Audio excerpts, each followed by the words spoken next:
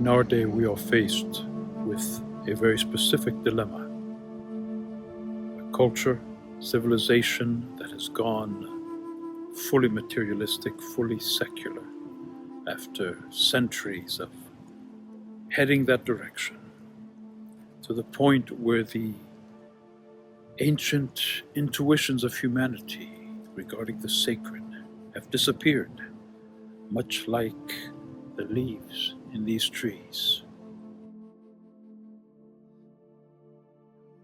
We are in a gray time now, a dark time, a time of trying to understand what it is that the mission of Gurdjieff was really all about.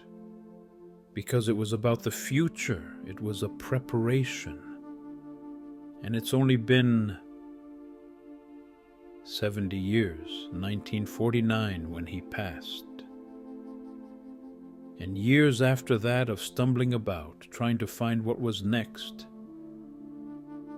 And the discovery, slowly but surely, for people like Robin Amos and others, that there was a connection unspoken for so long with ancient Eastern Orthodoxy, almost a secret kept by both Gurdjieff and Ouspensky from their students. Gurdjieff is quoted as saying to Muraviev, "They're not ready." But now, today, in this age, we are ready, thanks to the likes of Father Seraphim Rose and his journey, and this breakthrough of orthodoxy coming to the West, of discovering the writings now translated that were unavailable back in the 70s. We are now in a different time. And even though it is still heading for winter with all the unknowns and all the obstacles, we are called upon to take these extraordinary seeds planted by this great master, rascal, warrior, powerhouse that came into our world to help us today find our way into real, experiential, spiritual awakening, higher consciousness beyond old moldy traditions, ignorant of their own roots, forgetting the very message that they claim to be teaching, where things like the yearly liturgies of Christmas and Easter, Pascha, mean nothing but sentimental family and commercialism. This is the time now, in this death of our culture, of our wisdom, to discover not the tradition, but what lies beyond it, the teachings, the revelations of our potential as human beings to become all that is possible for us to rise up above the brokenness, the ignorance, the wounds, the misperceptions, the ego, the vanity, into that glorious freedom of the children of God, claiming our place in this universe as witnesses to the eternal, understanding how we live everyday life, in whatever setting it might be, however complicated the history, living it in a way that gives meaning and beauty.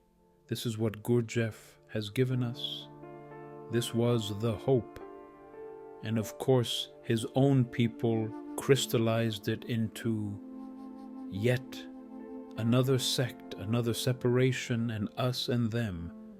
But we must call forth the universal truth here for all human beings, one at a time, who seek the deeper life, who know there is more between birth and death, and what our culture suggests as we become more and more cogs in a wheel, cogs in an engine that doesn't even belong to humanity anymore. Let us rediscover what these teachings offer us, what potency they have, what power to lead us to our deeper selves, the true self, real I, as Gurdjieff called it. His methods were brutal, scandalous, shocking, odd, just to get the fire started. Gurdjieff told us to verify everything for ourselves, not because the mind can understand everything, because we must taste and see for ourselves.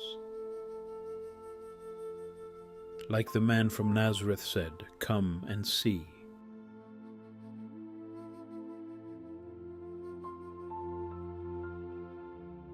Experience organically, individually, personally. Encounter for yourself the power of these ideas, what it means not to identify, not to get lost in distraction, not to sink into our default mode of reactivity, how to experience a wider perspective, an expanded understanding, a remembrance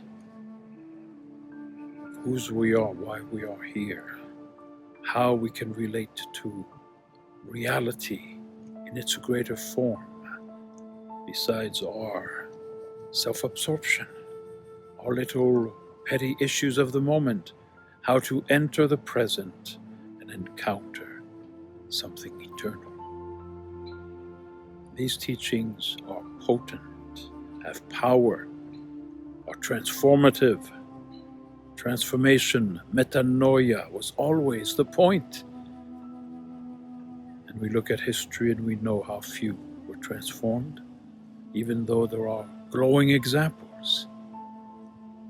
Yet, on the surface, in external religion, there are very few signs of people becoming radiant human beings, full of peace and compassion and mercy that is utterly self-transcendent. This is the purpose of this fourth way work in life, as profound, if not more, than any monastic experience, because it makes of the ordinary the extraordinary, the holy. It sacramentalizes our human existence. So I invite you now to enter into this possibility for yourself, to find inner freedom, inner peace, wisdom, strength, centeredness, the best of all that human intuition has tried to give us down through the centuries, so that here now in this grayness, in this dreariness of our time, even with all its fancy technology, we may rediscover wonder and the sacred and the holy and the unity within all things. The love that is at the heart of our existence, and then enter upon our true destiny. May it be so.